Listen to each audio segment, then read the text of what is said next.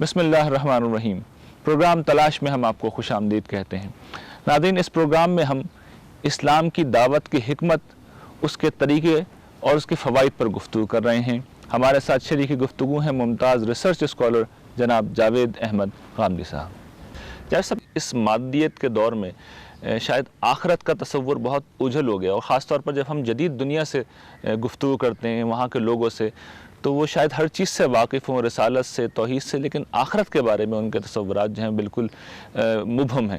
تو تھوڑی سی اس کی تفصیل سے وضاحت کر دیجیے۔ یہ دین کی دعوت کی تو بنیاد ہی یہی ہے۔ موت انسان کا بہت بڑا مسئلہ ہے، معمولی مسئلہ نہیں ہے۔ مجھ سے بہت سے لوگ پوچھتے ہیں کہ دین ہمارے مسائل کا کیا حل بتاتا ہے، تو میں ان سے یہ کہتا ہوں کہ پہلے آپ یہ سمجھ لیجئے کہ دین کا بنیادی مسئلہ کیا ہے۔ دین آپ کی موت کے مسئلے کو مخاطب کر رہا ہے، یعنی ہر انسان کو موت کے حوالے ہونا ہے۔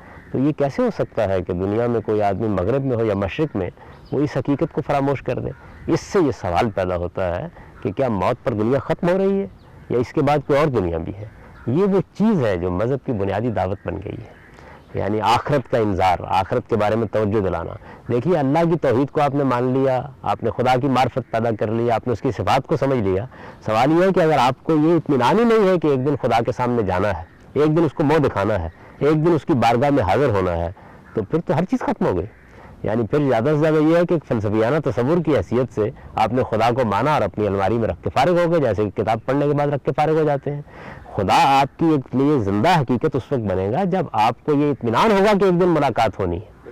تو آخرت کچھ نہیں ہے، خدا سے ملاقات کا دن ہے۔ اسی کو قرآن مجید بیان بھی کرتا ہے کہ یہ اصل میں خدا سے لقاء کا دن ہے، پروردگار سے ملاقات کا دن ہے۔ جس کو آثار سے سمجھا ہے اس کو براہ راست دیکھنا، اس کو براہ راست دیکھنا ہے۔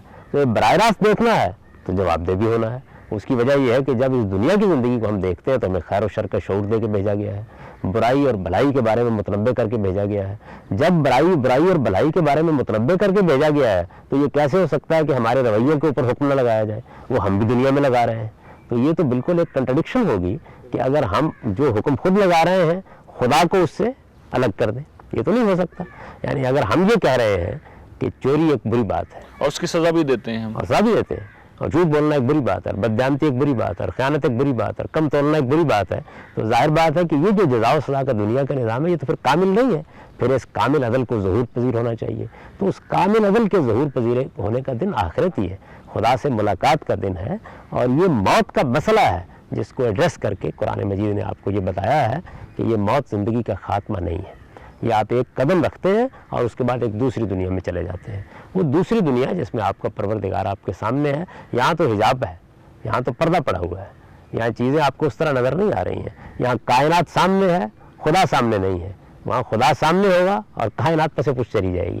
تو یہ جو چیز ہے یہ دنیا کی سب سے بڑی حقیقت ہے۔ اسی دنیا کی سب سے بڑی حقیقت سے انسانیت کو خبردار کرنا یہ انبیاء علیہ السلام کا کام ہے۔ اسی وجہ سے انبیاء علیہ السلام کے کام کو جب قرآن بیان کرتا ہے تو یہ کہتا ہے کہ رسول مبشرین و منذرین، یعنی وہ بشارت دینے آتے ہیں کہ دیکھو موت کے بعد تمہارے لیے خدا کی جنت منتظر ہے، اور وہ خبردار کرتے ہیں کہ اگر تم نے اپنے اخلاقی رویوں کو درست نہ کیا، اپنے فیصلے صحیح نہ کیے، اپنے آپ کو اسی طرح برباد کرتے رہے، تو اس کے نتیجے میں ایک جہنم بھی تمہاری منتظر ہے۔ اچھا جائے صاحب، یہ نبوت کا انسٹیٹیوشن، رسالت کا انسٹیٹیوشن یہ اب ختم ہو گیا ہے۔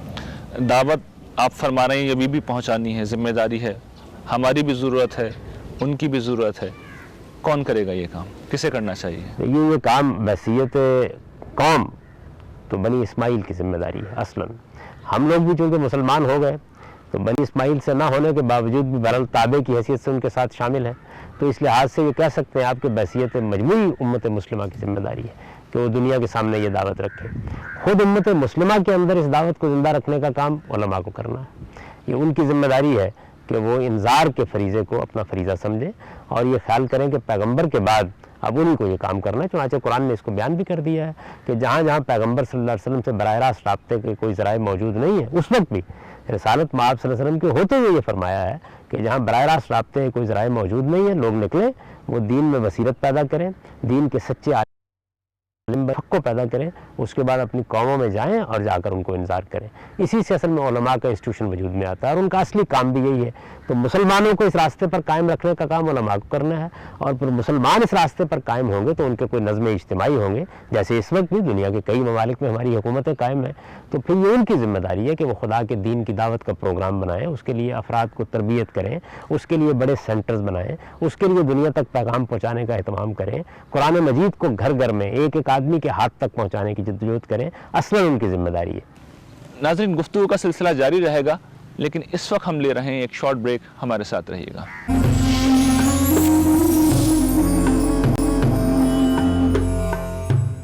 Welcome back wears.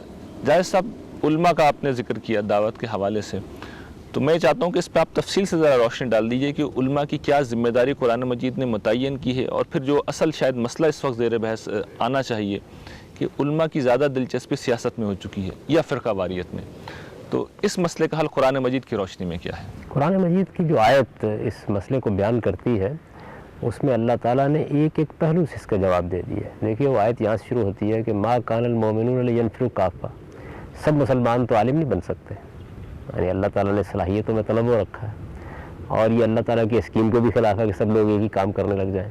تو کوئی انجینئر بنے گا، کوئی ڈاکٹر بنے گا، کوئی سائنسدان بنے گا، کوئی فوج میں بھرتی ہوگا، کوئی جرنیل کرنیل بنے گا، کوئی سیاست کرے گا، مختلف لوگ مختلف ذمہ داریاں انجام دیں گے۔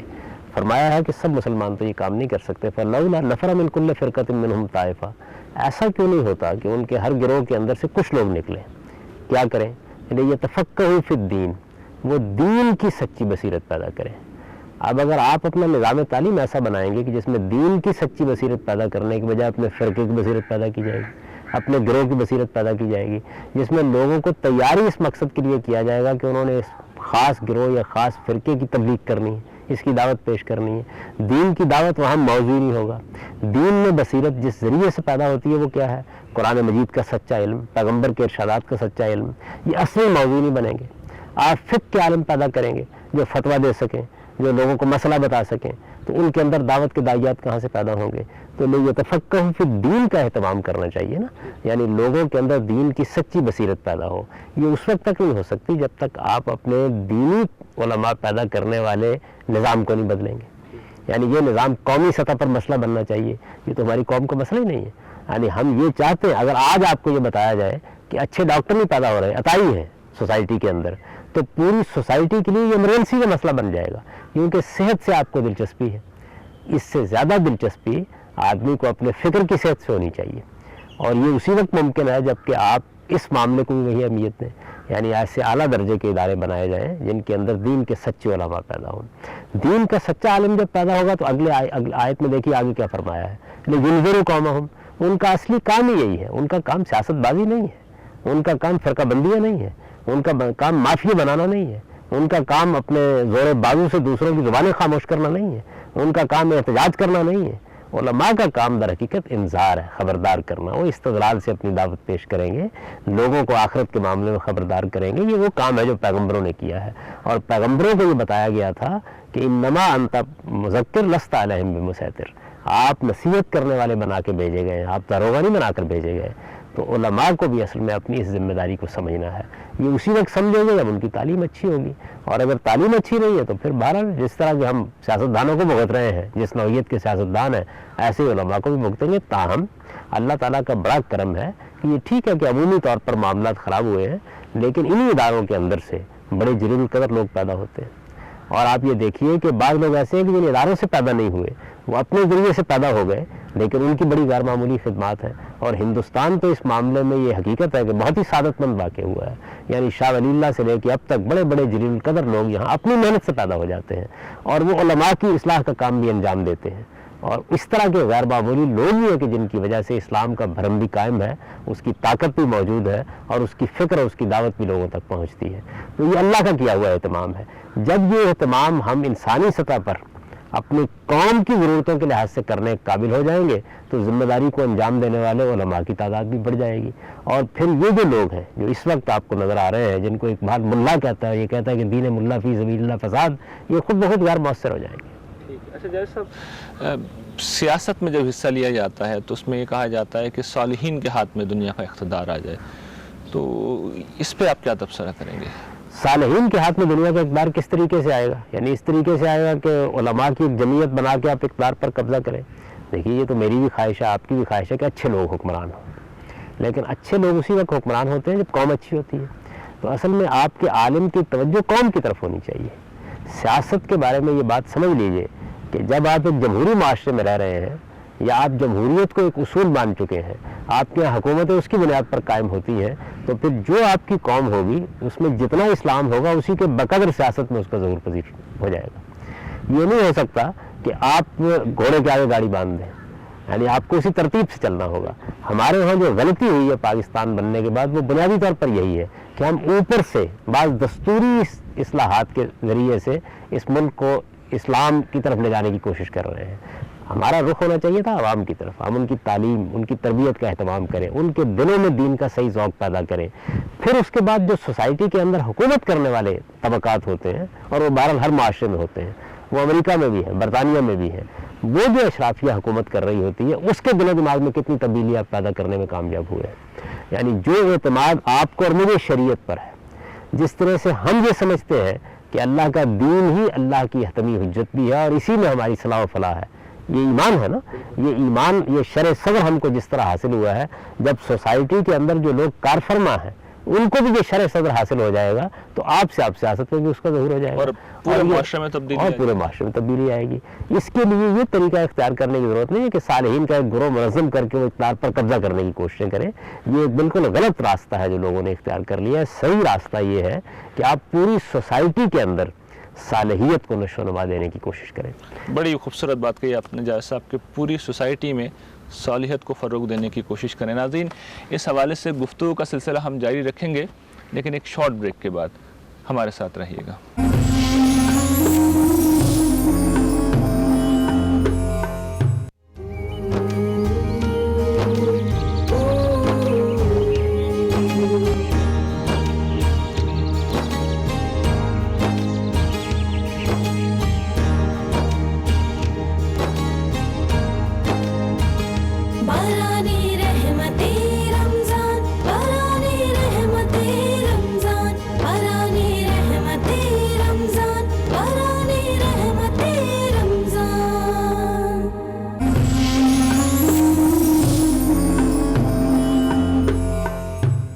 Welcome back viewers.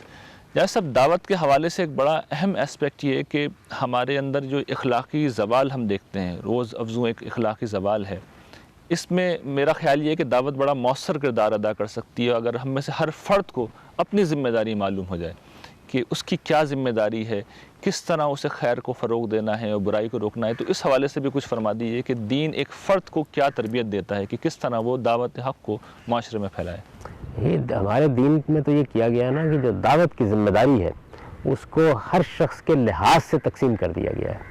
یعنی پیغمبر کی ہستی سب سے بڑھ کر ہوتی ہے، پیغمبر آتے ہی دین کی دعوت کے لیے ہے، تو پیغمبر کی دعوت کیا ہے وہ بالکل الگ قرآن مجید نے بیان کر دی ہے۔ علماء پر ہم اس سے پہلے گفتگو کر چکے ہیں کہ ان کی کیا ذمہ داری ہے، وہ کیسے بنتے ہیں اور پھر کیا کام ان سے مطلوب ہوتا ہے۔ فرد کو بھی یہ بتایا گیا ہے کہ وہ اپنے گرد و پیش کے ماحول میں بیدار رہے، وتواصوا بالحق وتواصوا بالصبر۔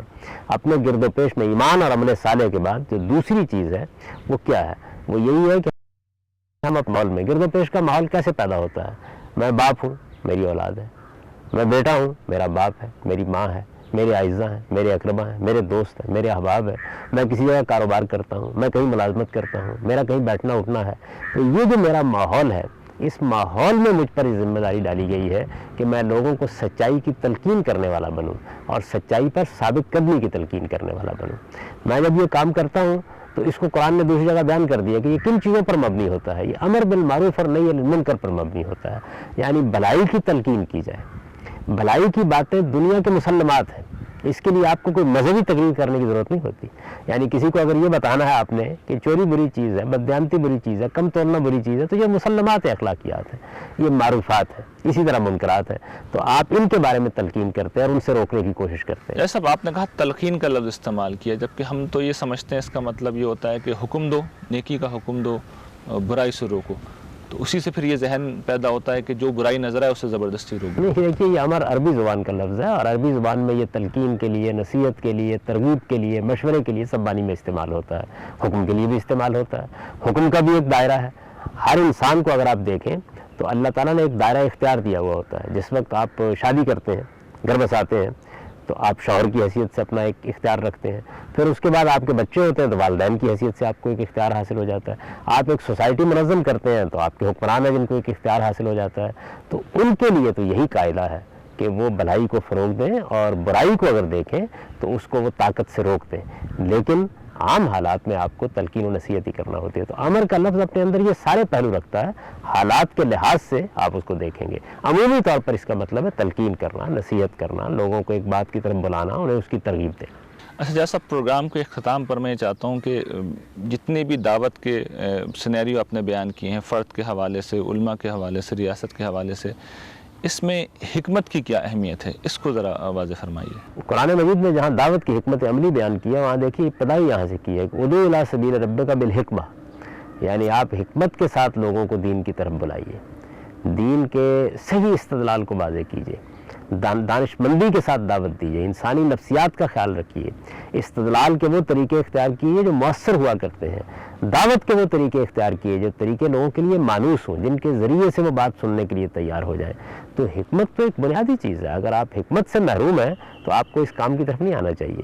یعنی آپ دیکھیں آپ کا مخاطب کون ہے، اس وقت کس ذہنی کیفیت میں ہے، کس طرح وہ بات سنے گا، آج کون سا لب و لہجہ جو اختیار کرنا چاہیے، کون سی زبان آج بولنی چاہیے، ہمیں اپنی بات پہنچانے کے لیے کیا طریقے اختیار کرنے چاہیے۔ یہ چیزیں ہیں کہ جن کو ملحوظ رکھے بغیر اگر دعوت کو آپ پھینک کر آ جائیں گے تو یہ تو اینٹ مارنے کے مترادف ہو جائے گی۔ تو حکمت کے ساتھ، اور پھر دوسری بات کہیے والموعظۃ الحسنہ، یعنی نصیحت کا اسلوب بھی اگر اختیار کرو تو اچھا اسلوب اختیار کرو، اور پھر فرمایا کہ وجادلھم باللتی ہی احسن، اگر کہیں بحث کی نوبت آ جائے تو وہ بھی احسن طریقے سے ہونی چاہیے۔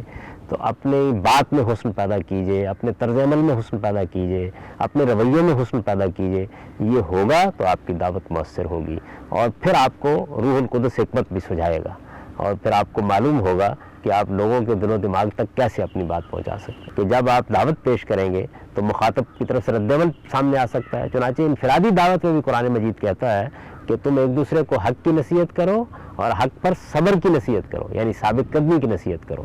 تو صبر تو ہر حال میں ضروری ہے، اس کی وجہ یہ ہے کہ اللہ تعالیٰ کی مائیت صابرین کو حاصل ہوتی ہے۔ اگر آپ کے اندر صبر نہیں ہے، آپ کے اندر تحمل نہیں ہے، آپ کے اندر بردباری نہیں ہے، آپ اپنے مخاطب کی رعایت نہیں کر سکتے، آپ اس کے کسی ایگریشن کو بھی نظر انداز کر کے اپنی بات نہیں کہہ سکتے، تو پھر آپ اس میدان میں کبھی کامیاب نہیں ہو سکتے۔ آپ کے اندر بہت غیر معمولی نرمی، بہت شفقت ہونی چاہیے۔ رسالت مآب صلی اللہ علیہ وسلم کی قرآن نے کتنی تعریف کی ہے، یہ فرمایا ہے کہ اگر آپ یعنی خدا کا پیغمبر ہونے کے باوجود بھی اگر آپ لو کنت فظا غلیظ الانفض من حولک، اگر آپ درست خو ہوتے اور اگر آپ کے اندر صبر اور استقامت کی یہ غیر معمولی صفات نہ ہوتی تو یہ آپ کے آگے پیچھے سے جا چکے ہوتے۔ کریم النفس ہی ہونی چاہیے آدمی کے اندر، ثابت قدمی کے ساتھ اپنے موقع پر قائم رہنے کا حوصلہ ہونا چاہیے۔ یہ نہ ہو تو پھر آپ دعوت کے میدان میں کامیاب نہیں ہو سکتے۔ جاوید صاحب آپ کا بہت بہت شکریہ۔ ناظرین، آج کا پروگرام آپ نے دیکھا، یہ ایک حقیقت ہے کہ عروج کے راستے کا کوئی شارٹ کٹ نہیں ہوتا، لیکن ایک شارٹ کٹ ہے، اور وہ ہے دعوت کا راستہ۔ یہی وہ راستہ ہے جسے استعمال کرنے کی ہمیں ضرورت ہے، اور شاید ہمیشہ سے بڑھ کر سب سے زیادہ آج کے دن اور آج کے برس میں اور آج کی صدی میں استعمال کرنے کی ضرورت ہے۔ اس کے ساتھ اپنے میزبان ریحان احمد یوسفی کو اجازت دیجیے۔ اللہ نگہبان۔